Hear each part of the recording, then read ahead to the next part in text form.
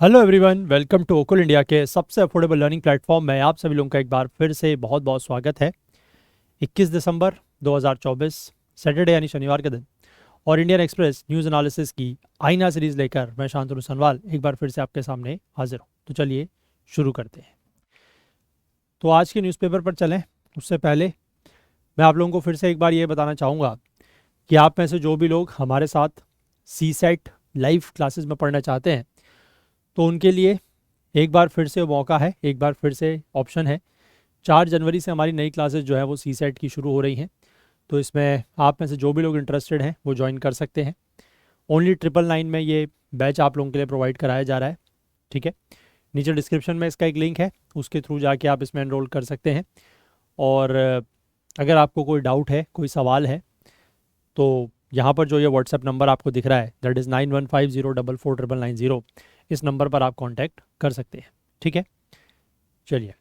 और आगे बढ़ने से पहले मैं आप लोगों से एक बार फिर से ये भी रिक्वेस्ट करना चाहता हूँ कि आप में से जो भी लोग इन सेशंस को देखते हैं और अगर आपको किसी भी तरीके की कोई मदद या कोई हेल्प होती है या कुछ नया आप लोग सीखते हैं तो प्लीज़ कोशिश करें कि कुछ ना कुछ कंट्रीब्यूट ज़रूर करें, सो दैट ये थोड़ा सा फाइनेंशियल हेल्प हमारी भी होगी और डेफिनेटली इसका जो लॉन्ग टर्म बेनिफिट है वो आप लोगों को ही मिलेगा, इस सेंस में कि ये जो सेशंस है वो यूट्यूब पर इसी तरीके से लंबे समय तक चल पाएंगे। ठीक है, तो मैं उम्मीद करता हूँ कि आप लोग जो है वो मेरी इस रिक्वेस्ट को इग्नोर नहीं करेंगे और कुछ ना कुछ कंट्रीब्यूट ज़रूर करेंगे। चलिए अब हम लोग आज के न्यूज़पेपर पर चलते हैं और आज के जो इंपॉर्टेंट आर्टिकल्स हैं उनके बारे में बात करते हैं। तो कल यानी कि 20 दिसंबर संसद का जो विंटर सेशन था, शीतकालीन सत्र था, वो यहाँ पर ख़त्म हो गया है। और दूसरी बात यह है कि जो मैंने आपको कल भी बताया था कि नेता विपक्ष यानी कि राहुल गांधी के खिलाफ जो एफआईआर की गई है ना, जो धक्का मुक्की का मामला था और उसकी वजह से जो दो बीजेपी के सांसद या एनडीए के जो सांसद हैं उनको चोट लगी थी, तो उसको लेकर बीजेपी ने राहुल गांधी के खिलाफ एफआईआर करा दी थी। तो उसको लेकर क्राइम ब्रांच जो है वो इन्वेस्टिगेशन करेगी। ठीक है, इन्वेस्टिगेशन करेगी इस एफआईआर के लेकर और जो कांग्रेस की कंप्लेंट है उसको लेकर। ठीक है, चलिए आगे बढ़ते हैं। यहाँ पर बीच में सच और कोई खास न्यूज़ नहीं है। एक न्यूज़ एडिटोरियल वाले पेज पर है जो मैं आपके साथ शेयर करूँगा, उसको आप लोग एक बार ज़रूर पढ़ें। ये वाला, दैट इज़ न्याय गॉन रॉन्ग। ठीक है, यहाँ पर बात की गई है न्याय की। न्याय का मतलब है जो एक ऐसा कार्यक्रम या एक ऐसा प्रोग्राम जो 2019 में कांग्रेस ने अपने घोषणा पत्र में या मैनिफेस्टो में, 2019 का जब लोकसभा चुनाव हुआ था उस समय कांग्रेस ने अपने मैनिफेस्टो या घोषणा पत्र में इसका जिक्र किया था। न्याय का मतलब है न्यूनतम आय योजना। ठीक है, कांग्रेस ने उस समय कहा था कि हर महिला को, ठीक है, 72,000 रुपये जो है वो दिए जाएंगे, है ना, ये बातें हुई थी। Just give me a minute.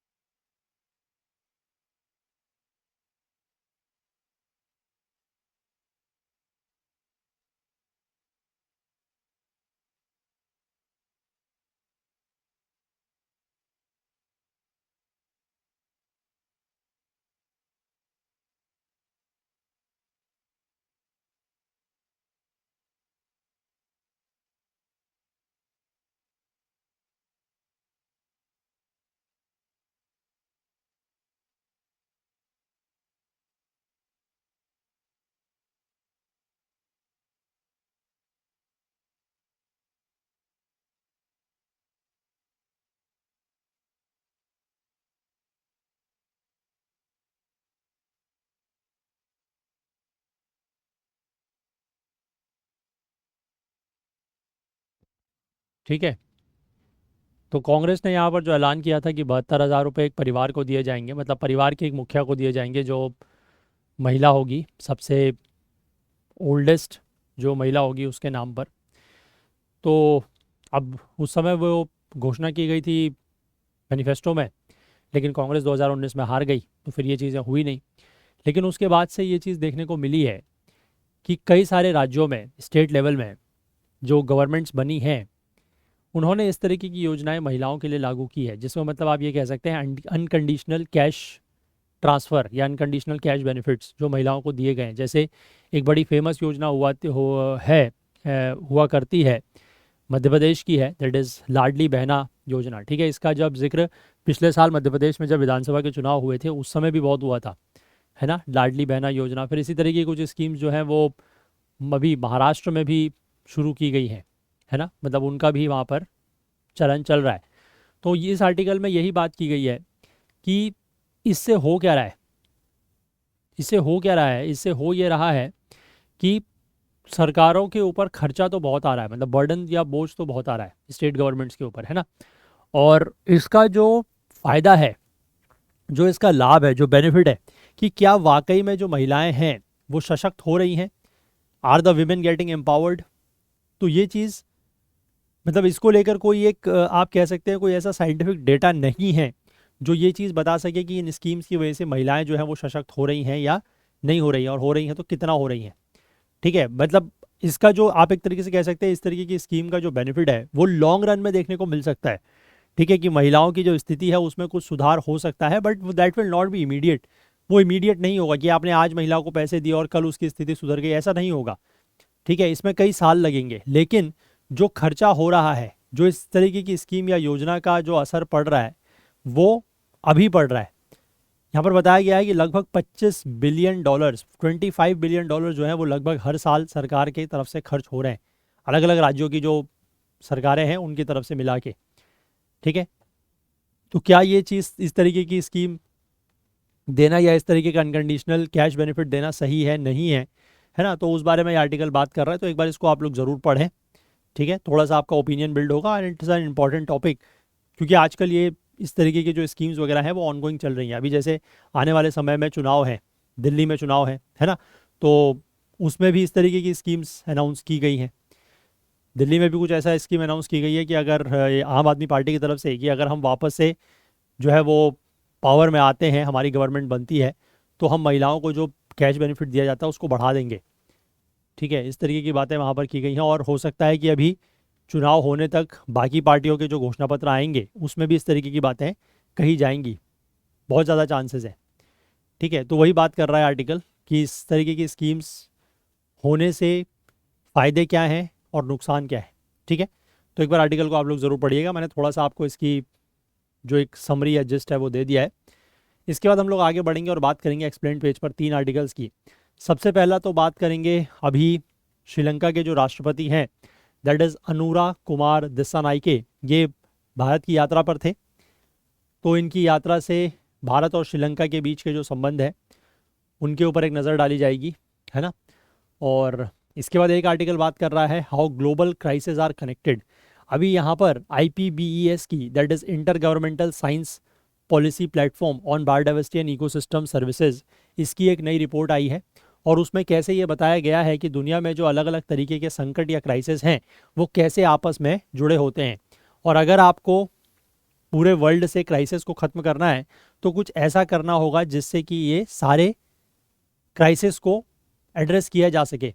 ऐसा नहीं है कि आप किसी एक क्राइसिस को एड्रेस कर रहे हैं उसकी वजह से दूसरा क्राइसिस बढ़ जा रहा है ना, ऐसा नहीं होना चाहिए। तो यही बात यहाँ पर की गई है, इस बारे में बात करेंगे। और एक आर्टिकल है, एक इंसेक्ट है, दैट इज़ मर्डर हॉर्नेट्स। तो कैसे यूनाइटेड स्टेट्स ने इस मर्डर हॉर्नेट्स को इरेडिकेट किया है, इसके बारे में भी बात करेंगे। ठीक है, स्पीशीज़ इन न्यूज़ के रूप में क्वेश्चन पूछा जा सकता है। चलिए, तो ये बेसिकली हमारे 3 आर्टिकल्स आज के रहेंगे, और एक मैंने आपको वो आर्टिकल शेयर करना है, तो उसको भी आप लोग ज़रूर पढ़िएगा। ठीक है, चलिए, और जाने से मतलब आगे बढ़ने से पहले मैं एक बार आप लोगों को फिर से ये बताना चाहता हूँ कि आप में से जो भी लोग UPSC सिविल सर्विसेज 2025 की तैयारी कर रहे हैं, जिसका प्रीलिम्स होगा 25 मई के दिन, तो general studies current affair CSET अपनी तैयारी को एसेस करने के लिए आप लोगों के पास इस तरीके की एक टेस्ट सीरीज जो है वो होनी चाहिए, है ना, जिसके थ्रू आप लोग अपनी अलग अलग सब्जेक्ट्स की तैयारी को एसेस कर सकते हैं। तो इस तरीके की टेस्ट सीरीज हम आपको प्रोवाइड कर रहे हैं only at 849 rupees with total 91 test. आप चाहें तो इसमें एनरोल कर सकते हैं, या फिर सिर्फ जनरल स्टडीज़ और करंट अफेयर्स की टेस्ट सीरीज़ की अगर मैं बात करूं तो that is available only at 699 rupees with 81 test. Only general study subject wise available है 449 रुपीज़ में 45 टेस्ट के साथ। करंट अफेयर्स की अगर मैं बात करूं तो 16 महीने के करंट अफेयर्स टेस्ट सीरीज़ के फॉर्म में आपको मिल जाता है only at 299 rupees with 32 test. और सी सेट की अगर मैं बात करूं तो 10 फुल लेंथ टेस्ट मिल जाते हैं आपको सी सेट के ओनली एट 249। तो इनमें से जिसमें भी आप लोग इंटरेस्टेड हैं एनरोल कर सकते हैं।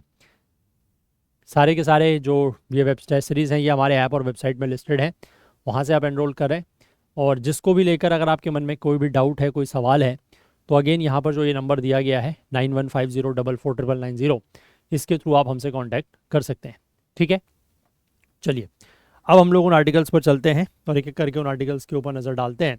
तो सबसे पहला आर्टिकल ये है, that is as Dissanayake visits takeaways from India Sri Lanka engagement. देखो, श्रीलंका के राष्ट्रपति अनुराग कुमार दिसानाइके की जो भारत की यात्रा हुई है इस हफ्ते, है ना, और उनकी ये राष्ट्रपति बनने के बाद पहली विदेश यात्रा थी।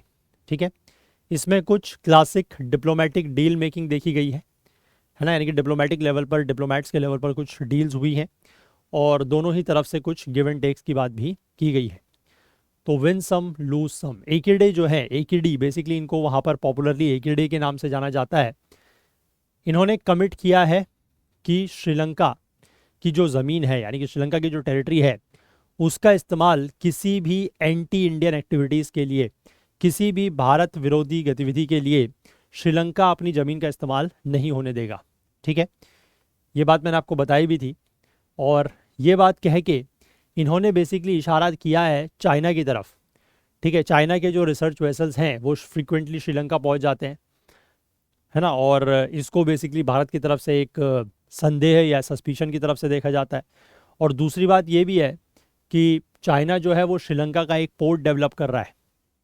ठीक है, कौन सा पोर्ट है ये मैं आपसे कुछ दिनों पहले जिक्र भी किया था, आप मुझे कमेंट सेक्शन में बता सकते हैं।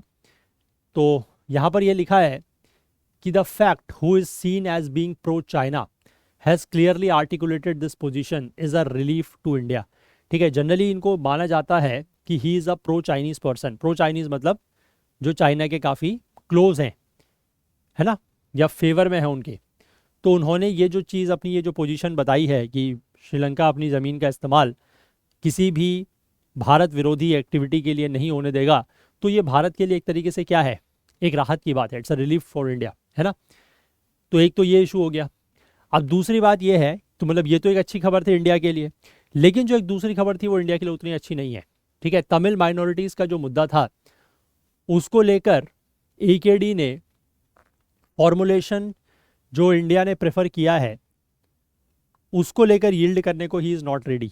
ठीक है, implementation of the 13 amendment in the Sri Lankan constitution, Sri Lanka का जो संविधान है उसमें 13वां संशोधन यानी कि 13th अमेंडमेंट जो कि पावर देता है तमिल माइनॉरिटी को, उसके इम्प्लीमेंटेशन को इन्होंने यहाँ पर कोई मेंशन नहीं किया है कि इसको ये इम्प्लीमेंट करेंगे या नहीं करेंगे।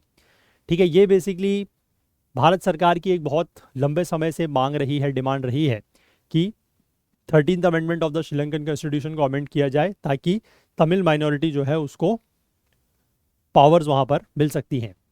ठीक है, एकेडी जो है he does not support the implementation of the amendment, वो इस अमेंडमेंट के इम्प्लीमेंटेशन को, इसके लागू होने को सपोर्ट नहीं करते हैं। और इन्होंने अपोज्ड किया है any investigation into the alleged war crimes during the last phase of the civil war, जो एक सिविल वॉर हुई थी between the LTTE that is Liberation Tigers of Tamil Eelam and the Sri Lankan military, उसके लास्ट फेज के दौरान जो भी वॉर क्राइम्स हुए हैं, है ना, उसको लेकर इन्वेस्टिगेशन करने से भी इन्होंने उसका भी विरोध किया है ना। उन्होंने कहा है कि उसका भी विरोध, मतलब उसका भी ये इन्वेस्टिगेशन वगैरह नहीं करेंगे। तो ये भारत के लिए उतनी अच्छी खबर नहीं है। एकेडी अपने पार्ट पर, मतलब अपनी तरफ से ये मेंशन करते हैं, यूनिटी की बात करते हैं, सोशल प्रोटेक्शन की बात करते हैं, सस्टेनेबल डेवलपमेंट की बात करते हैं, और इनका ये कहना है कि डाइवर्सिटी जो है विविधता जो है वो एक कॉर्नर स्टोन है डेमोक्रेसी का, मतलब it is very important for democracy, लोकतंत्र के लिए विविधता जो है वो बहुत ज़्यादा ज़रूरी है। अब देखिए ये किस तरीके से एक कॉन्फिडेंट प्रेसिडेंट दिखाई दे रहे हैं। तो लगभग 2 महीने पहले जब हमारे विदेश मंत्री जयशंकर जो है वो एकेडी से मिले थे कोलंबो में, तो उस समय जो इंडियन स्टेटमेंट आया था उसने ये कहा था कि Jaishankar reiterated India support for the aspiration of all communities including Tamils for equality, justice, dignity and peace while maintaining the unity and territorial integrity and sovereignty of India. यानी कि भारत की तरफ से ये कहा गया था कि भारत जो है वो सभी कम्युनिटीज़ की जो आकांक्षाएं हैं, जो एस्पिरेशंस हैं, उनको सपोर्ट करता है, including Tamil, equality, justice, dignity और पीस के लिए। और वहीं श्रीलंका के लिए ये कहा गया था कि श्रीलंका में यूनिटी, टेरिटोरियल इंटीग्रिटी और सॉवरेनिटी को मेंटेन किया जाएगा। ठीक है, ऐसा भारत की तरफ से कहा गया था। The full and effective implementation of the 13th amendment and the early holding of provincial council election would facilitate this objective. लेकिन उसमें यह भी कहा गया था कि जो 13th अमेंडमेंट है उसका पूरी तरीके से और इफेक्टिव तरीके से इम्प्लीमेंटेशन किया जाए और वहाँ पर जो प्रोविंशियल काउंसिल के इलेक्शंस हैं उनको जल्द से जल्द कराया जाए ताकि ये ऑब्जेक्टिव्स को पूरा किया जा सकता है। लेकिन लगभग 2.5 महीने के बाद जब एकेडी वहाँ पर चुनाव होते हैं नवंबर के महीने में और काफ़ी अच्छी उनको मेजॉरिटी मिलती है, तो वो अब जो बड़े देश हैं, जो बिग पावर्स हैं लाइक चाइना, इंडिया, उनसे डील करने में वो काफ़ी ज़्यादा कॉन्फिडेंट दिखाई दे रहे हैं। अब ये कॉन्फिडेंट जो है वो उनके जो वो अपने घर में यानी कि श्रीलंका में जो एक्शंस ले रहे हैं उसमें भी विजिबल है ना, where he has appeared determined to abide by the anti corruption principles of the clean Sri Lanka campaign that propelled him to power. ठीक है, तो उनका बेसिकली एक कैंपेन था जिसकी वजह से वो सत्ता में आ पाए, दैट इज क्लीन श्रीलंका, और ये एंटी करप्शन प्रिंसिपल था। ठीक है, कि मतलब इसके करप्शन के अगेंस्ट, है ना, भ्रष्टाचार के खिलाफ एक इनका कैंपेन था, तो उसी को ये अबाइड करने के लिए अभी भी काफ़ी डिटरमिन्ड दिखाई दे रहे हैं। अब लेकिन यहाँ पर एक कंट्रोवर्सी भी थी। जब ये भारत आए उससे कुछ दिनों पहले इनके एक क्लोज पॉलिटिकल एलाय थे जिनका नाम था Ashok Ranawale, he was the speaker. तो उनकी एकेडमिक क्वालिफिकेशन को लेकर कुछ सवाल उठते हैं and he was the member of जो एकेडी की पार्टी है दैट इज जनता विमुक्त पेरामुना। तो इनको अपना पद छोड़ना पड़ा, है ना। एकेडी ने बेसिकली ये कहा कि पार्टी जो है वो किसी भी तरीके का अगर थोड़ा सा भी इम्प्रॉपर्टी कहीं भी पार्टी के अंदर दिखती है तो उसको बिल्कुल भी टॉलरेट नहीं किया जाएगा। मतलब लैक ऑफ ऑनेस्टी, इस तरीके की चीज़ें अगर कहीं भी पार्टी के अंदर दिखाई देती है तो उसको बिल्कुल भी बर्दाश्त या टॉलरेट नहीं किया जाएगा। तो उसकी वजह से इनको अशोक रनावले को जो है अशोक रनवाला जो है इनको क्या करना पड़ा, इस्तीफा अपना देना पड़ा। अब इसके बाद ये जो रनवाला के इंसिडेंट से जो मैसेज आता है वो ये है कि president wanted no distractions as he went about his difficult and ambitious agenda to rebuild Sri Lanka after the social and economic crisis of recent years। तो ये जो इंसिडेंट हुआ है कि तुरंत उनको ये बात उनके सामने आई और उन्होंने उनको जो है वो पार्टी से हटा दिया। तो कि ये जो इंसिडेंट है वो बेसिकली ये दिखाता है कि राष्ट्रपति को किसी भी तरीके का कोई डिस्ट्रैक्शन नहीं चाहिए, क्योंकि वो एक अभी बड़े डिफ़िकल्ट और एम्बिशियस एजेंडा है उनका। क्या कि हाल ही के सालों में जो श्रीलंका में सोशल और इकोनॉमिक क्राइसिस हुआ है उसके बाद श्रीलंका को रीबिल्ड करना चाहते हैं। ठीक है, जो focus was visible in the India Sri Lanka joint statement, और ये जो फोकस है वो भारत और श्रीलंका के बीच का जो जॉइंट स्टेटमेंट आया है जिसका टाइटल है fostering partnerships for a shared future, उसमें ये फोकस साफ साफ दिखाई देता है। अगर हम बायलैटरल डेवलपमेंट कोऑपरेशन की बात करते हैं तो जॉइंट स्टेटमेंट में ये कहा गया है कि that the two leaders acknowledged, दोनों लीडर्स ने किस बात को एक्नॉलेज किया है, माना है, the positive and impactful role of India's development assistance to Sri Lanka that has significantly contributed to its socio economic growth. कि जो भारत ने पॉजिटिव और एक इम्पैक्टफुल रोल प्ले किया है श्रीलंका के डेवलपमेंट में, जिसकी वजह से श्रीलंका में काफ़ी ज़्यादा क्या हुई है, सोशियो इकोनॉमिक ग्रोथ हुई है, उस बात को एक्नॉलेज किया गया है। The countries agreed to work together for the timely completion of the ongoing projects। जो ongoing projects है उनको भी साथ मिल के समय पर पूरा किया जाएगा, जैसे कि phase 3 and phase 4 of the Indian housing project, the 3 islands hybrid renewable energy project and the high impact community development projects across Sri Lanka. इसके बाद जो डिजिटल कनेक्टिविटी है उसकी भी बात की गई है। जैसे कि आधार प्रोजेक्ट, यूपीआई से लेकर एनर्जी कोऑपरेशन तक की बात की गई है। अब दोनों देशों में ये भी चर्चाएं हो रही हैं भारत और श्रीलंका में कि श्रीलंका में जो है वो एलएनजी ट्रांसपोर्ट किया जाए। त्रिकोणामाली है ना, त्रिनकोमाली को एज उसको डेवलप किया जाए as a regional energy and industrial hub. High capacity power grid interconnection की बात हो रही है और एक विंड ऑफशोर विंड पावर के डेवलपमेंट की बात हो रही है इन द पाल्क स्ट्रेट। तो ये सारी के सारी जो है वो चर्चाएं दोनों देशों के बीच में चल रही हैं।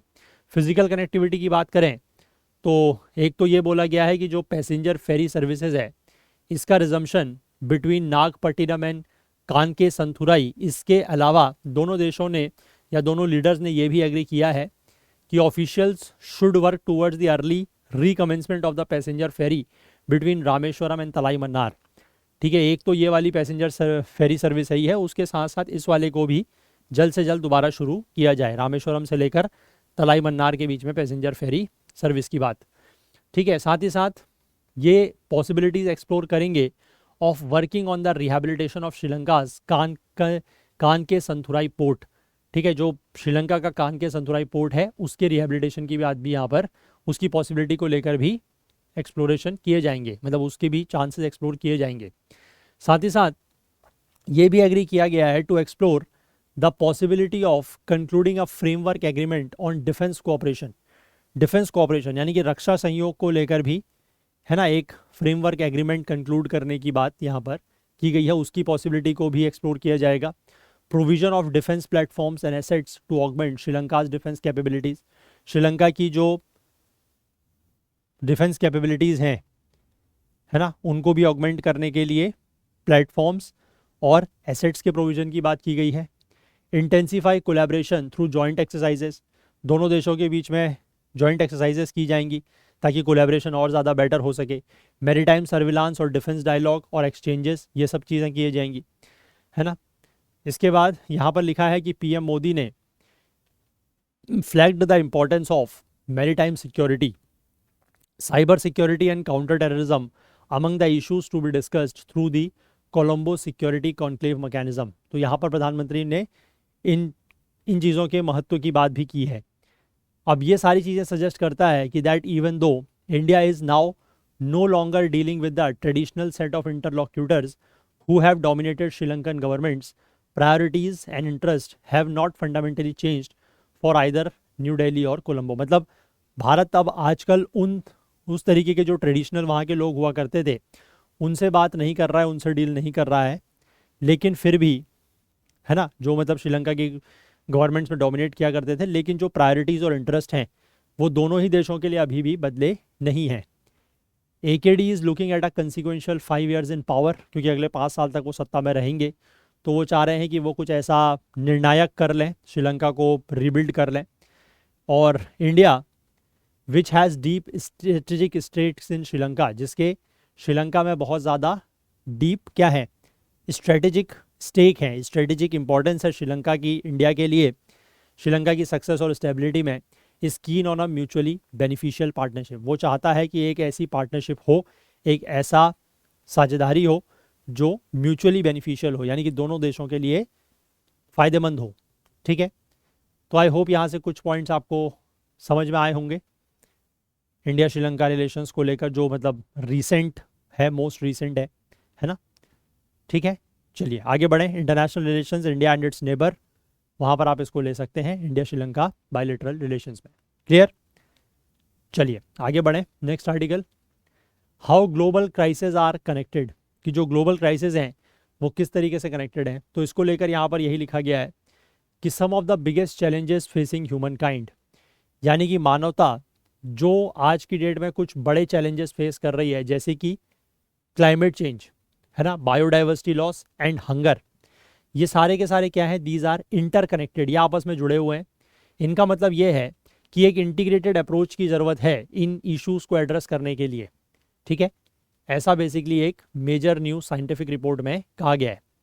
और इन चैलेंजेस को अगर सेपरेटली डील किया जाता है और ये इग्नोर करते हुए कि ये कैसे दूसरे समस्या के साथ इंटरेक्ट करते हैं या उसको इन्फ्लुएंस करते हैं, तो इससे ये चीज़ इफ़ेक्टिव नहीं होगी, इट विल बी इनइफेक्टिव और सिर्फ इनफेक्टिव ही नहीं होगी बल्कि काउंटर प्रोडक्टिव भी होगी। काउंटर प्रोडक्टिव का मतलब है कि अगर आप कुछ एफर्ट्स कर भी रहे हैं but it is not giving you any results, तो उस तरीके का स्थिति हो जाएगी कि यानी कि जो भी समस्याएं हैं, इफ़ ऑल आर इंटरकनेक्टेड, तो आपको उनको एड्रेस भी साथ ही करना पड़ेगा।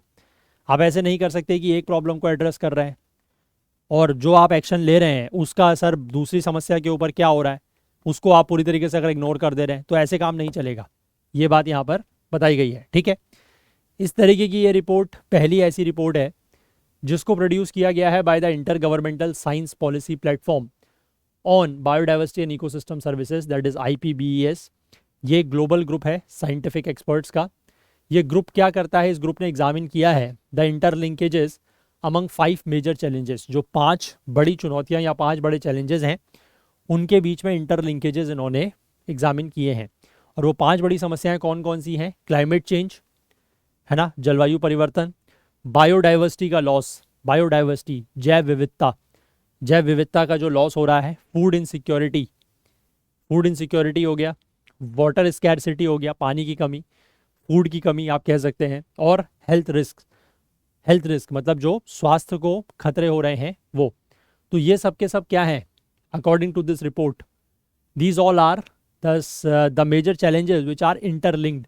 ये एक दूसरे से जुड़े हुए हैं। अभी कैसे जुड़े हुए हैं एक आध एग्जाम्पल से समझाया गया है, वो मैं आपको बताऊंगा। तो इस रिपोर्ट में ये कहा गया है कि world's current economic direction was negatively impacting all of these challenges, leading to an unaccounted for cost of at least 10 to 25 trillion dollars annually। यानी कि अभी जो वर्ल्ड का इकोनॉमिक डायरेक्शन है, मतलब जिस दिशा में दुनिया की अर्थव्यवस्था जा रही है, वो इन चैलेंजेस को नेगेटिवली इम्पैक्ट कर रही है और इससे लगभग 10 से 25 ट्रिलियन डॉलर का मतलब इतना कॉस्ट है जो अनअकाउंटेड कॉस्ट है, कि इनकी कॉस्ट नहीं निकाली जा रही है, लेकिन इन चैलेंजेस की वजह से जो इश्यूज क्रिएट हो रहे हैं, जो प्रॉब्लम्स हो रही हैं, वो लगभग अगर आप उसको कॉस्ट के हिसाब से बात करें तो वो लगभग इतनी कॉस्ट है उनकी। इतना मतलब एक तरीके से इकोनॉमी को नुकसान हो रहा है दुनिया की हर साल, ऐसा बताया जा रहा है, ठीक है। अब ये IPBES का जो रोल है अगर उसकी हम बात करें तो जैसे आपको पता होगा कि क्लाइमेट चेंज को लेकर एक ऐसा ही गवर्नमेंटल पैनल है, inter governmental panel on climate change, जिसको IPCC कहा जाता है। तो जैसे क्लाइमेट चेंज के लिए IPCC है, वैसे ही बायोडाइवर्सिटी और नेचुरल इकोसिस्टम्स के लिए IPBES है। ये करता क्या है कि बायोडाइवर्सिटी और नेचर को लेकर जो भी एग्जिस्टिंग साइंटिफिक नॉलेज है उसको ये समय समय पर पीरियोडिकली क्या करता है, एग्जामिन करता है, ताकि उसकी करंट स्टेट को ये असेस कर सके। IPCC की तरह ही IPBES जो है वो कोई नई साइंस प्रोड्यूस नहीं करता है, जो एग्जिस्टिंग नॉलेज है उसको इवेल्युएट करता है और असेसमेंट्स अपने देता है। अब जो IPCC के द्वारा इंफॉर्मेशन दी जाती है, IPCC का बेसिकली फॉर्मेशन हालांकि बहुत पुराना है कंपेयर टू IPBES, 1988 में बना था IPCC। जो ये इंफॉर्मेशन प्रोवाइड करता है, ये क्लाइमेट चेंज के जो डिस्कशंस होते हैं, नेगोशिएशंस होते हैं, उनका एक साइंटिफिक बेसिस बनता है, ठीक है। वहीं IPBES जो सेटअप हुआ है 2012 में, ये भी कुछ मल्टीलेटरल एनवायरमेंटल प्रोसेसेस जैसे कि UN convention on biological diversity है ना, UNCBD जो है, या फिर convention on combating desertification UNCCD जो है ना, या फिर जो वेटलैंड्स को लेकर रामसर कन्वेंशन है, तो इसकी जो भी इंफॉर्मेशन वगैरह होती है ये यहाँ पर यूज़ की जाती है। या फिर आप बात कर लें साइट्स की, that is convention on international trade in endangered species, या फिर आप बायोसेफ्टी को लेकर बात कर लें और कार्टेजिना प्रोटोकॉल की। तो जो भी इंफॉर्मेशन यहाँ से IPBES से जो असेसमेंट्स होते हैं, उनके नेगोशिएशंस या उनको लेकर बातचीत या चर्चाएं यहाँ पर होती हैं, ठीक है। अब देखो, IPBES ने अपनी पहली रिपोर्ट जो है वो दी 2019 में। उसमें IPBES ने ये कहा, उसने बेसिकली असेस क्या किया, assess the prevailing threat to global biodiversity, ठीक है। ग्लोबल बायोडाइवर्सिटी को जो थ्रेट है, जो खतरा है, उसको उसने असेस किया और ये पाया कि लगभग जो 8 million species of plants and animals in the world हैं, यानी कि दुनिया में जो पेड़ पौधों की और आप कह सकते हैं जानवरों की जो लगभग 8 मिलियन यानी कि 80 लाख के आसपास प्रजातियां हैं, उनमें से 1 मिलियन फेस्ड एक्सटिंक्शन थ्रेट्स, उनमें से लगभग 1 मिलियन प्रजाति ऐसी हैं जिनके ऊपर विलुप्त होने का खतरा है, एक्सटिंक्ट होने का खतरा है, और वो खतरा पहले के मुकाबले सबसे ज़्यादा है अभी। ऐसा जो है इन्होंने एस्टिमेट किया अपनी 2019 की रिपोर्ट में, है ना। और ऐसा बेसिकली इन्होंने ये भी बताया कि ऐसा क्यों है, क्योंकि जो नेचुरल इकोसिस्टम्स में एंथ्रोपोजेनिक चेंजेस हो रहे हैं, मतलब जो ह्यूमन मेड चेंजेस हो रहे हैं, उसकी वजह से ये खतरा इतना ज़्यादा बढ़ गया है। और इस रिपोर्ट में ये भी पाया गया कि 75% of the earth's land surface, यानी कि पृथ्वी का जो जमीनी सरफेस है उसका 3/4, 75%, 66% ऑफ द मैरीन इन्वायरमेंट्स ये सिग्निफिकेंटली ऑल्टर हो गए हैं, और 85% ऑफ द वेटलैंड जो है वो खत्म हो चुके हैं, लॉस्ट हो चुके हैं। ऐसा भी इन्होंने अपनी रिपोर्ट में बताया था। अब ये रिपोर्ट जो है ये बेसिस बनती है, आधार बनती है किसका, 2022 का एक Kunming Montreal global biodiversity framework जो फाइनलाइज होता है उसका आधार बनती है। और ये जो इंटरनेशनल एग्रीमेंट है इसमें 23 टारगेट्स की बात की गई थी जिनको पूरा करना है 2023 तक, ताकि जो बायोडाइवर्सिटी लॉस को रोकें और जो बायोडाइवर्सिटी लॉस हो रहा है उसको रिवर्स कर सकें। इसमें एक बड़े ही फेमस 30 टारगेट्स भी हैं, इसके बारे में हम लोगों ने पहले बात भी की है। हमने ये Kunming Montreal biodiversity framework convention की बात भी की है, अगर आपको याद हो तो। ठीक है, 30 टारगेट्स में ये कहा गया है कि जो 30% of the land, fresh water और मरीन इकोसिस्टम है उसको प्रोटेक्ट करना है, और जो डिग्रेडेड इकोसिस्टम हो गया है, मतलब जो इकोसिस्टम ऑलरेडी डिग्रेड हो गया है, उसका कम से कम 30% को रिस्टोर करना है 2030 तक। This is a 30x30 target. ठीक है, तो ये तो बात हो गई बेसिकली आईपीबीएस ने जो अभी तक रिपोर्ट दी है, पास्ट रिपोर्ट, उसके बेसिस पर। अब हम बात करेंगे जो अभी की रीसेंट रिपोर्ट है उसमें, उस रिपोर्ट का नाम ही है नेक्सस रिपोर्ट। ठीक है, नेक्सस का मतलब होता है कि आपस में चीज़ों का लिंकेजेस, है ना। तो नेक्सस रिपोर्ट की फाइंडिंग देखो, the key takeaway of the latest assessment, जो लेटेस्ट असेसमेंट है उसका जो की टेक अवे है जिसको नेक्सस रिपोर्ट कहा गया है, उसमें यह कहा है कि responses to the 5 aforementioned challenges need to be harmonised such that positive action taken on any one of these does not result in negative impact on others. मैंने आपको वही बताया कि जो 5 मेजर चैलेंजेस बताए गए हैं उनको लेकर जो भी, मतलब उनके रिस्पॉन्स में जो भी एक्शन लिया जाए, जो भी पॉजिटिव एक्शन लिया जाए किसी भी एक चैलेंज को दूर करने के लिए, उसका दूसरे चैलेंज के ऊपर नेगेटिव इम्पैक्ट नहीं पड़ना चाहिए। ठीक है, देखो जैसे एग्जांपल के तौर पर बताया है कि अगर आप फूड प्रोडक्शन को बढ़ाना चाहते हैं, आप एक अटेम्प्ट करते हैं फूड प्रोडक्शन को बढ़ाने के लिए, फूड प्रोडक्शन को बढ़ा के आप किस चैलेंज को डील कर रहे हैं, you are dealing with hunger. ठीक है, या फूड इनसिक्योरिटी वाला जो चैलेंज है आप उसको डील कर रहे हैं। तो अगर आप ऐसा करते हैं तो इससे होगा क्या, लैंड के ऊपर और वाटर रिसोर्सेज के ऊपर और बायोडाइवर्सिटी के ऊपर स्ट्रेस आ जाएगा, है ना। क्योंकि आप ज़्यादा से ज़्यादा ज़मीन के ऊपर फिर क्या करेंगे, फूड ग्रेन्स उगाना शुरू करेंगे। तो उसके लिए हो सकता है कि आपको ज़मीन की ज़रूरत पड़े तो फॉरेस्ट वगैरह काटने पड़ेंगे। और दूसरी बात यह है कि फूड ग्रेन्स उगाने के लिए आपको पानी की ज़रूरत भी पड़ेगी, है ना, इरिगेशन वगैरह के लिए। तो आप वाटर रिसोर्सेज के ऊपर भी स्ट्रेस आएगा। वाटर रिसोर्सेज अपने आप में एक, या वाटर स्कैरसिटी अपने आप में एक चैलेंज है ना। तो ये चीज़ इन्होंने यहाँ पर बताई कि कैसे किसी एक चैलेंज को आप एड्रेस कर रहे हैं तो उसका किसी दूसरे चैलेंज के ऊपर कैसे नेगेटिव इम्पैक्ट पड़ सकता है। ठीक है, अब इसके बाद वहीं दूसरी बात बताई है कि अगर आप सिर्फ एक अपना एक्सक्लूसिव फोकस रखते हैं क्लाइमेट चेंज के ऊपर, कि क्लाइमेट चेंज को आपको डील करना है या टैकल करना है, तो उसके भी इसी तरीके के असर हो सकते हैं, है ना। और अगर आप सिमिलरली प्रोटेक्ट करते हैं लैंड या ओशियंस को, तो इससे क्लाइमेट चेंज को लेकर या फूड सिक्योरिटी को लेकर आपकी जो चॉइसेस हैं वो रेस्ट्रिक्ट हो जाती हैं।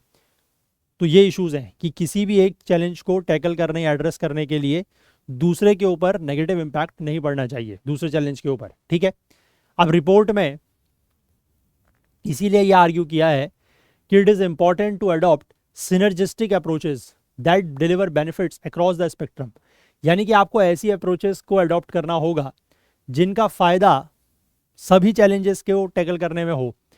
तो इसीलिए इन्होंने इस तरीके की 70 ऐसी सिनर्जिस्टिक रिस्पॉन्स ऑप्शंस आइडेंटिफाई किए हैं जिसका जो आउटकम है वो सभी 5 एलिमेंट्स के ऊपर पॉजिटिव होता है। जैसे इन्होंने यहाँ पर कुछ जो अप्रोचेज हैं वो बताई हैं कि restoration of carbon rich ecosystems, जो कार्बन रिच इकोसिस्टम्स हैं जैसे कि फॉरेस्ट, सॉइल, मैनग्रोव्स, इनके रिस्टोरेशन की बात की गई है। बायोडाइवर्सिटी के इफेक्टिव मैनेजमेंट की बात की गई है ताकि जो बीमारियां फैलती हैं फ्रॉम एनिमल्स टू ह्यूमंस उनका खतरा कम हो सके। इसके बाद promotion of sustainable healthy diets, healthy diets जो हैं सस्टेनेबल हेल्दी डाइट्स उनके प्रमोशन की बात की गई है। इसके बाद नेचर बेस्ड सॉल्यूशंस, है ना, प्रकृति पर आधारित सॉल्यूशंस, इनके ऊपर ज़्यादा से ज़्यादा रिलाई किया जाए जहाँ तक भी पॉसिबल हो, ये भी इन्होंने कहा है इसमें।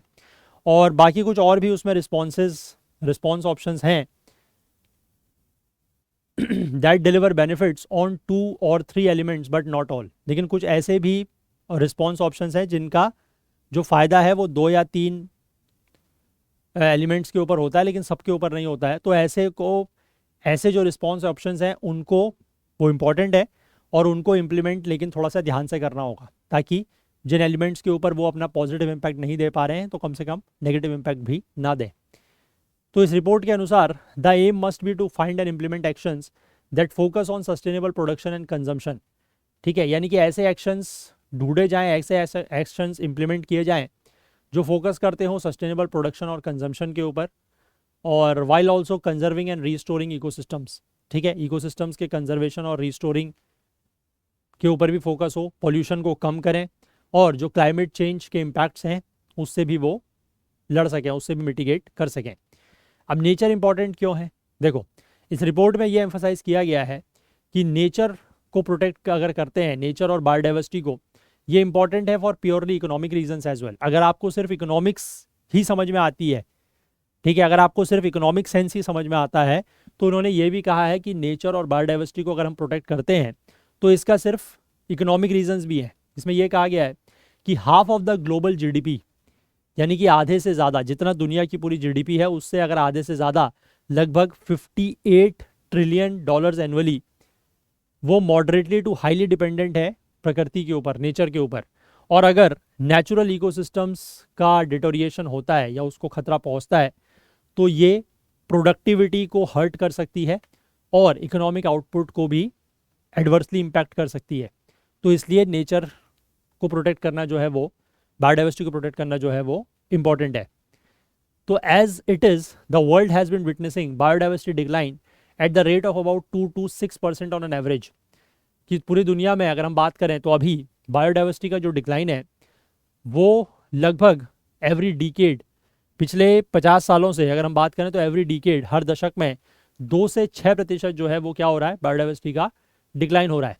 साथ ही साथ इसमें यह भी कहा गया है कि जो एग्जिस्टिंग इकोनॉमिक सिस्टम्स हैं उन्होंने ट्रिलियंस ऑफ डॉलर जो है वो इंसेंटिव्स के रूप में प्रोवाइड किए हैं हर साल ऐसे एक्शंस के लिए जिनका नेगेटिव इम्पैक्ट हुआ है बायोडाइवर्सिटी और नेचुरल इकोसिस्टम्स के ऊपर। तो मतलब जो इकोनॉमिक सिस्टम्स ने, जो एग्जिस्टिंग इकोनॉमिक सिस्टम्स ने ट्रिलियंस ऑफ डॉलर्स अगर इंसेंटिव दिए हैं उसका भी इन्होंने क्रिटिसिज्म किया है एक तरीके से। इसके बाद यहाँ पर एक और रिपोर्ट जो है वो रिलीज़ की गई है साइमल्टेनियसली। उसमें आईपीबीएस ने बात की है fundamental and transformative shift in the people view and interact with the natural world in pursuit of its wellbeing, कि लोग जिस तरीके से अपनी वेलबींग के लिए, अपनी खुशहाली के लिए नेचुरल वर्ल्ड के साथ इंटरेक्ट करते हैं, नेचुरल वर्ल्ड को देखते हैं, उसमें भी कुछ फंडामेंटल और ट्रांसफॉर्मेटिव शिफ्ट्स की ज़रूरत है। उसको लेकर दूसरी रिपोर्ट है जिसका नाम है ट्रांसफॉर्मेटिव चेंज रिपोर्ट। इसमें यह कहा गया है कि करंट और previous approaches to deal with ecological decline had failed, कि जो अभी की, प्रेजेंट की और जो प्रीवियस अप्रोचेस रही हैं, इकोलॉजिकल डिक्लाइन, जो इकोलॉजी डिक्लाइन कर रही है, बायोडाइवर्सिटी डिक्लाइन कर रही है, उससे डील करने में जो प्रीवियस और करंट अप्रोचेस रही हैं वो फेल करी हैं। इसीलिए नई और अलग तरीके की अप्रोच की ज़रूरत है ताकि ये डिक्लाइन जो है उसको हम और ज़्यादा ना होने दें, उसको रोक पाएँ। अब ये जो नए और ट्रांसफॉर्मेटिव अप्रोच है वो रिपोर्ट में कहा गया है कि वो 4 फंडामेंटल प्रिंसिपल्स के ऊपर बेस्ड होने चाहिए। One is equity and justice, second is pluralism and inclusion, respectful and reciprocal human nature relationships and adaptive learning and action. तो नए अप्रोचेस जो हैं, नए और ट्रांसफॉर्मेटिव अप्रोचेस इन प्रिंसिपल्स के ऊपर आधारित होने चाहिए।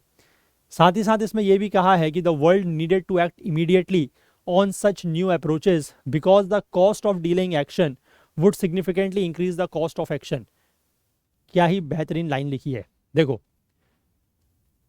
कि वर्ल्ड को इमीडिएटली एक्ट करने की जरूरत है इन न्यू अप्रोचेस के ऊपर।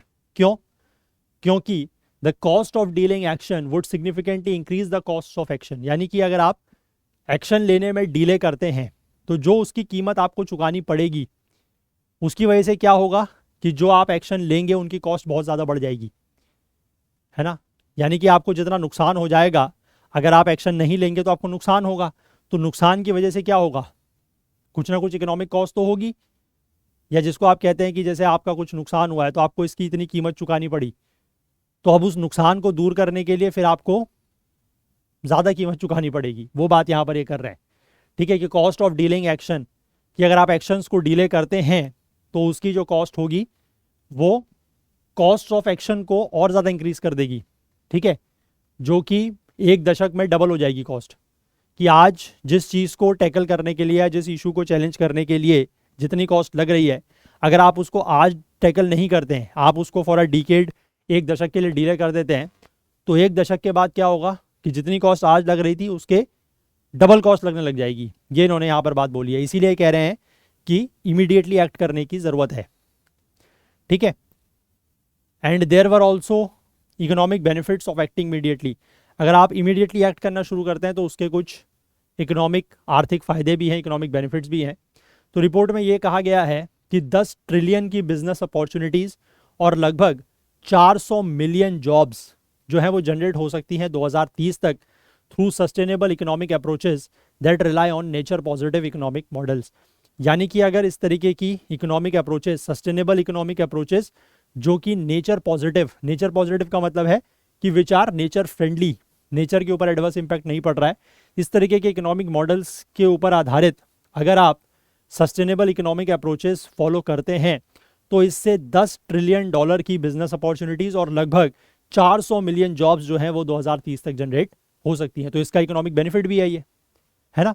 तो वही बात इन्होंने यहाँ पर कही है।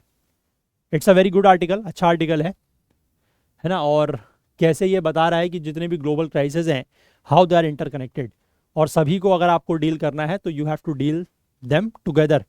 आप उनको आइसोलेशन में डील नहीं कर सकते, है ना। चलो, यहाँ पर कुछ नंबर्स का जिक्र किया गया है, जैसे कि 2.226% is the decadal decline in biodiversity over the last 30 to 50 year. ये मैंने आपको बता दिया। इसके बाद ये बताया गया है कि 50% से ज़्यादा जो ग्लोबल पॉपुलेशन है वो ऐसे एरियाज़ में रह रही है which are worst impacted by biological decline, biodiversity decline. कि बायोडाइवर्सिटी डिक्लाइन जहाँ पर सबसे ज़्यादा हुआ है, ऐसे एरियाज़ में अभी भी दुनिया की 50% से ज़्यादा आबादी रह रही है ना। जहाँ पर हेल्थ रिस्क ज़्यादा है, जहाँ पर फूड और वाटर की अवेलेबिलिटी का इशू है, क्लाइमेट चेंज का इम्पैक्ट ज़्यादा है, तो वहाँ पर अभी भी 50% से ज़्यादा आबादी दुनिया की रह रही है।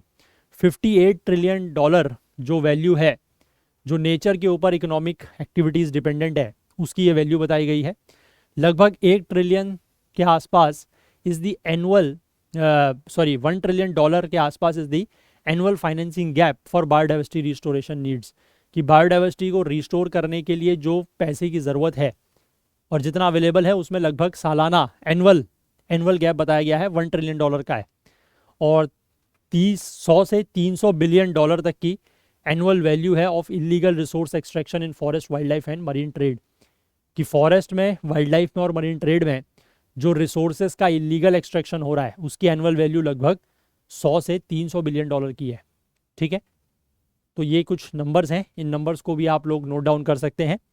ये अगर कहीं पर आपको मेंस में यूज़ करने आपकी ज़रूरत पड़ती है तो आप इसको यूज़ भी कर सकते हैं, ठीक है। ये एनवायरनमेंट रिलेटेड आर्टिकल है, इसको आप एनवायरनमेंट में किसी एक टॉपिक में नहीं रख सकते, है ना, बट ये बायोडाइवर्सिटी लॉस में भी जा सकता है। मेजर तो खैर वहीं पर आप इसको ले सकते हैं, किसी एक टॉपिक में अगर रखना है तो। बट अच्छा आर्टिकल है, इट्स अ गुड आर्टिकल, जो बात करता है कि कैसे दुनिया की अलग अलग जो संकट हैं, जो क्राइसिस हैं, how they are interconnected and what approach is to be followed to deal with all of them together, है ना। आइसोलेशन में डील नहीं करना है, सबको साथ लेकर डील करना है, ठीक है। चलिए, let's see this one. Why and how did the United states eradicate the mother hornets. अब देखो, जो नॉर्दर्न जाइंट हॉर्नेट है, जिनका निकनेम है मदर हॉर्नेट, इनको यूनाइटेड स्टेट्स में इरेडिकेट कर दिया गया, मतलब वहाँ से ये अब खत्म हो गई है।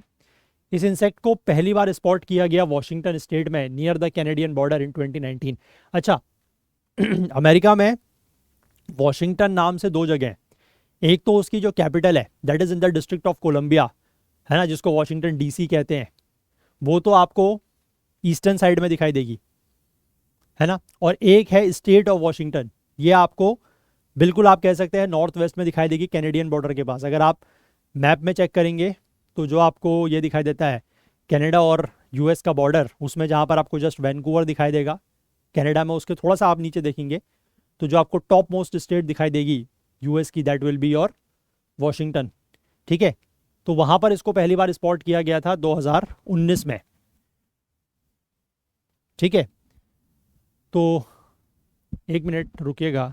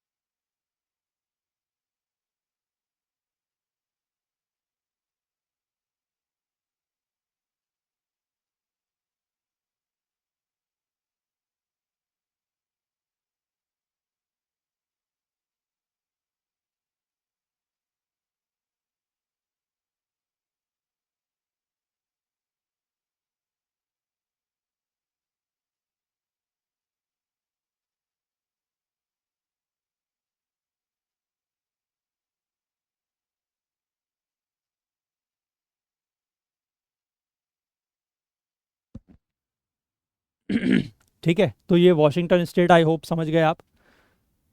अब इसमें वही लिखा गया है कि कैनेडियन बॉर्डर के पास इसको पहली बार स्पॉट किया गया, मतलब देखा गया 2019 में। उसके बाद एफर्ट्स जो हैं वो क्विकली शुरू हो जाते हैं to track down and get rid of the invasive species.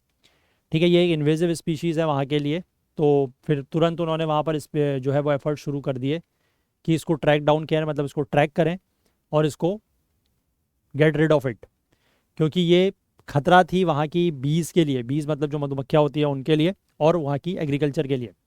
तो Washington was the only state in US that has had confirmed sightings of the northern giant hornets. तो सिर्फ वॉशिंगटन ही एकमात्र ऐसा राज्य था वहाँ पर जहाँ पर ये कन्फर्म हुआ कि इनको देखा गया था। अब मर्डर हॉर्नेट्स एक थ्रेट, एक खतरा कैसे बन जाती हैं?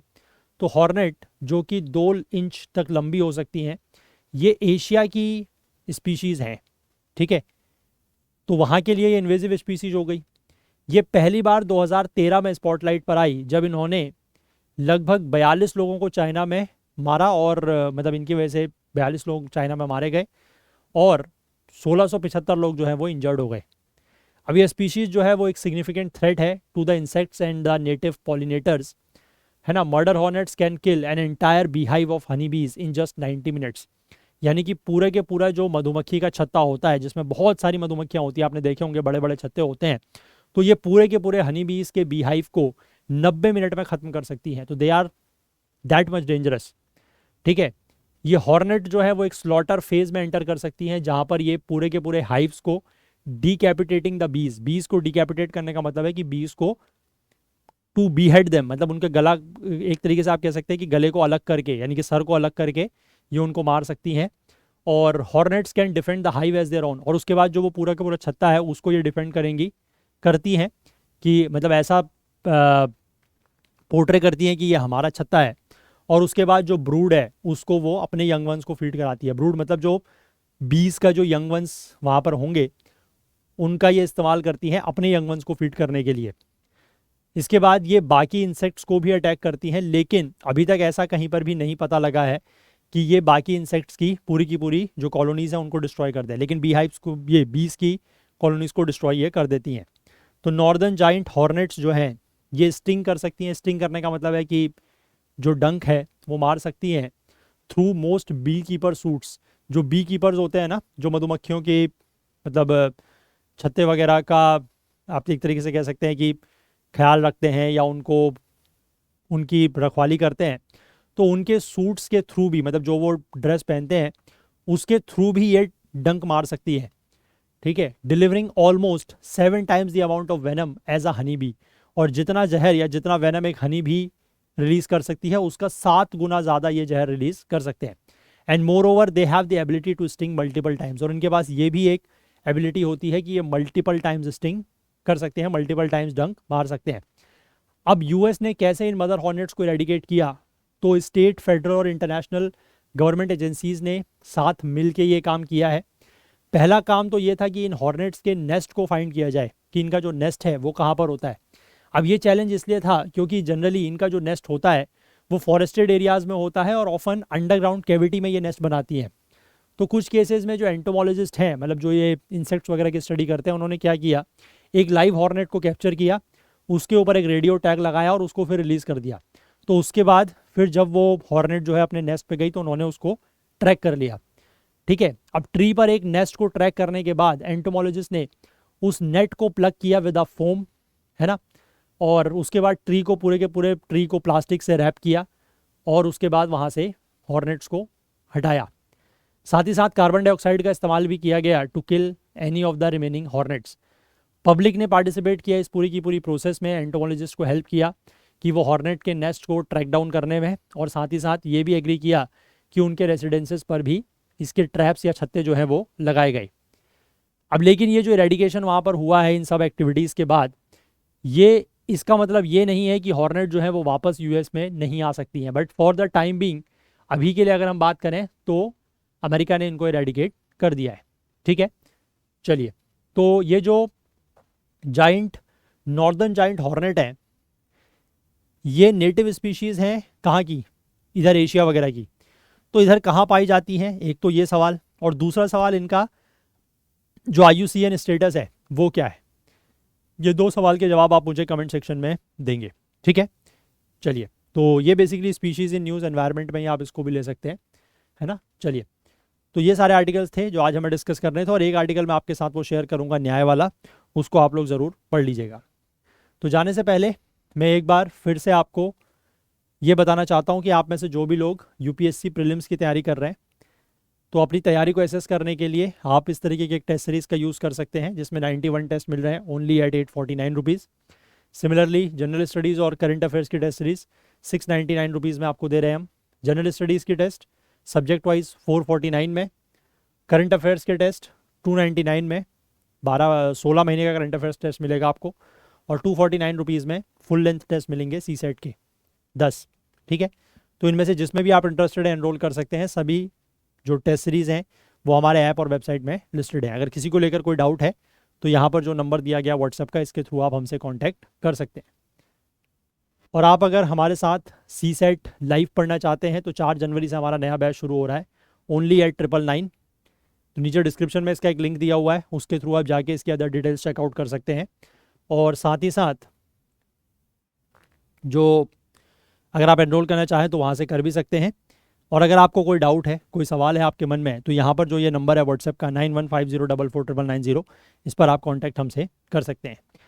आप प्ले स्टोर से हमारे ऐप को ज़रूर डाउनलोड करें, और अगर आपने हमारे किसी भी वीडियो कोर्स में एनरोल किया हुआ है तो आप ऐप के थ्रू वीडियोस को डाउनलोड करके ऑफलाइन भी देख सकते हैं। और जाने से पहले मैं एक बार फिर से आप लोगों से रिक्वेस्ट करना चाहूँगा कि आप में से जो भी लोग इन सेशंस को देखते हैं और अगर आपको किसी भी तरीके की हेल्प या मदद मिलती है तो प्लीज़ कुछ ना कुछ कंट्रीब्यूट करने की कोशिश ज़रूर करें, सो दैट कि थोड़ा सा जो बेनिफिट्स हैं वो हमें भी, मतलब बेनिफिट्स इन द सेंस कि थोड़ा सा फाइनेंशियल हेल्प हमारी होगी। लॉन्ग टर्म बेनिफिट तो इसका आप लोगों के लिए ज़्यादा है कि ये सेशंस इसी तरीके से यूट्यूब पर चल पाएंगे, लेकिन उसके लिए हमें आपके सपोर्ट और कंट्रीब्यूशन की ज़रूरत है। तो प्लीज़ अपना साथ और अपना कंट्रीब्यूशन जो है वो बनाए रखें। चलिए, तो अगर आपको आज का सेशन पसंद आया हो तो लाइक ज़रूर करें, ज़्यादा से ज़्यादा शेयर करें। आपके जो भी डाउट्स हैं, जो क्वेरीज़ हैं, वो आप कमेंट कर सकते हैं। जो आपसे सवाल पूछे गए हैं उनका जवाब भी कमेंट्स में ज़रूर दें। चैनल को आपने अभी तक सब्सक्राइब नहीं किया है तो प्लीज़ मेरी रिक्वेस्ट है कि वो भी ज़रूर करें, बेल आइकन प्रेस करना ना भूलें ताकि वीडियोज़ के नोटिफिकेशन आपको ऑन टाइम मिल सके, और साथ ही साथ अपना प्यार, अपना सहयोग हमारे साथ बनाए रखें। हाईलाइटेड आर्टिकल्स आपको करंट अफेयर्स ओकुल्ट टेलीग्राम चैनल पर मिल जाते हैं, जिसका लिंक नीचे डिस्क्रिप्शन में दिया हुआ है। उसके थ्रू जाके आप इसको ज्वाइन कर सकते हैं, या फिर आप करंट अफेयर्स ओकुल्ट सर्च करके भी इसको ज्वाइन कर सकते हैं टेलीग्राम में, या सिंपली इस QR कोड को स्कैन करके भी ज्वाइन कर सकते हैं। तो चलिए, आज के लिए इतना ही रखते हैं, बाकी कल को फिर से मिलेंगे इंडियन एक्सप्रेस न्यूज़ एनालिसिस की आईना सीरीज़ के साथ। तब तक के लिए अपना बहुत बहुत ध्यान रखें। Please do take care of yourself. Thank you, have a nice day, bye bye.